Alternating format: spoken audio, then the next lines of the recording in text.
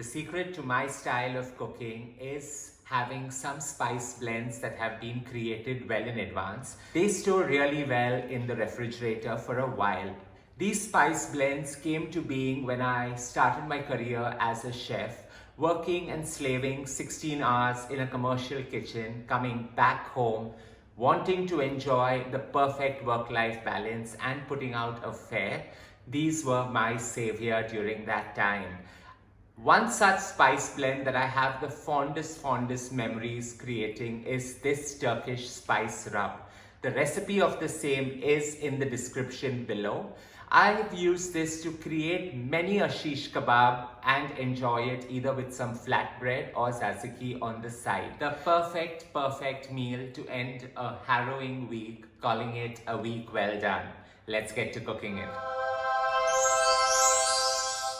While Turkish pit masters created the perfect ingenious divide and conquer rule while creating the perfect shish kebab, they used to actually grill the vegetables and the meat separately. Since we are going bang into the oven, we are going to merge everything together and flavor the entire mix. Here we have it, my gorgeous Turkish spice rub, a mix of 8 or 9 ingredients, right from some smoked paprika to some red paprika, to cumin, to coriander, to turmeric, to cloves, to cinnamon, in the right ratios given down below is what's going to flavor the entire mix. So about 4 tablespoons of my Turkish dry spice rub powder goes straight into my mixing bowl. With that, I'm going to add 200 grams of some high-fat yogurt like the Greek yogurt. So that goes in, and this is what's going to blend and emulsify the entire mix perfectly well together. To this, I'm going to add about 15 to 20 ml of extra virgin olive oil, just so that the olive oil, while it moistens the entire mix, it also aids in allowing the marinade to stick onto the meat. So while you blend this and you whisk it, it doesn't require too much of a fanfare. You just blend everything together, and into that you add in the mutton. In goes a kg of mutton cubes, which I've cut them to 1.5 inch large dices. You just blend everything and allow it to mix well. This requires to sit and marinate for about 15 to 20 minutes. To this, I'm going to add an overload of some flat leaf parsley to accentuate the entire dish. So about 2.5 tablespoons of flat leaf parsley.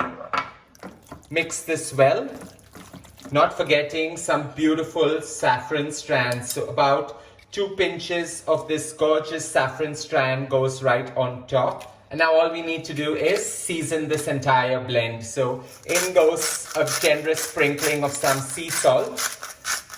And because I like the heat that milled pepper brings to the entire dish, a little sprinkling of that as well. Not too much, just subtle blends merging well together. Mix this and allow it to sit for 15 to 20 minutes before you start layering the beautiful shish kebab. 15 minutes of marinating this, it's now time to layer the kebab. So firstly, I'm just going to take about a tablespoon of oil and line my baking tray. What I've done is I've added an aluminium foil because it makes cleaning the tray at the end so much more easier. We're just going to ensure that the oil is well lined across the entire tray so that the kebabs don't stick to the bottom of it. Making a shish kebab unique can always be based on the vegetables that you add and elevate this entire dish. Here I've taken 3 kinds. What I've done is I've taken these beautiful red shallots, peeled them, so about 150 to 200 grams of them.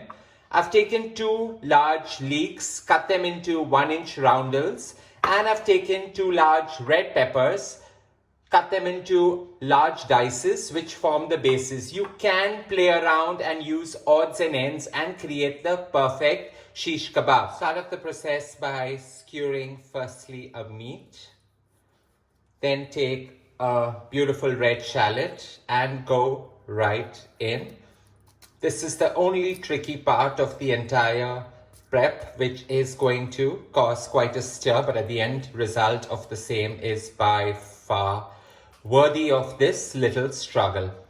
In goes another piece of meat, then goes a juicy and decadent piece of leek, another piece of meat to ride on top. I like to skewer or needle my meat through so it holds well. And finally, a piece of bell pepper to close the beautiful shish kebab. This is how my gorgeous version of a shish kebab looks, ready to go straight into the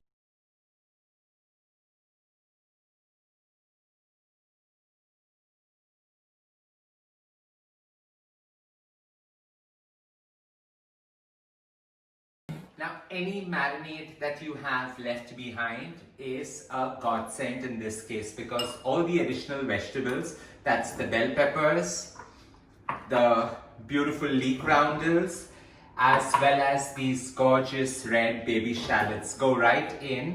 You just toss it all up along with the marinade, giving it that perfect sweetness and char coming through.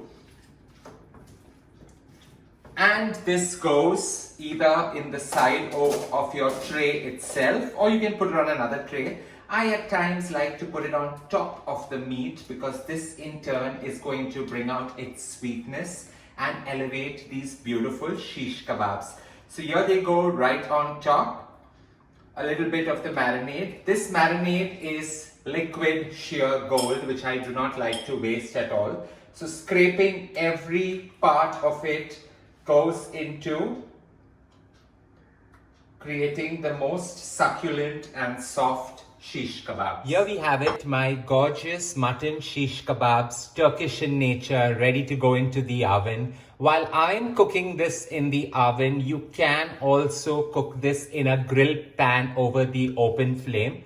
It also works really well over an open fire or a spit. In this goes into a preheated oven at 180 degrees Celsius for 40 minutes. The trick and the dynamic to a perfect Turkish mutton kebab is longer the marination, shorter the cooking time. So if you marinate it for 2 hours, bring down the cooking time to 20 to 30 minutes to have sheer, soft, juicy and succulent meat.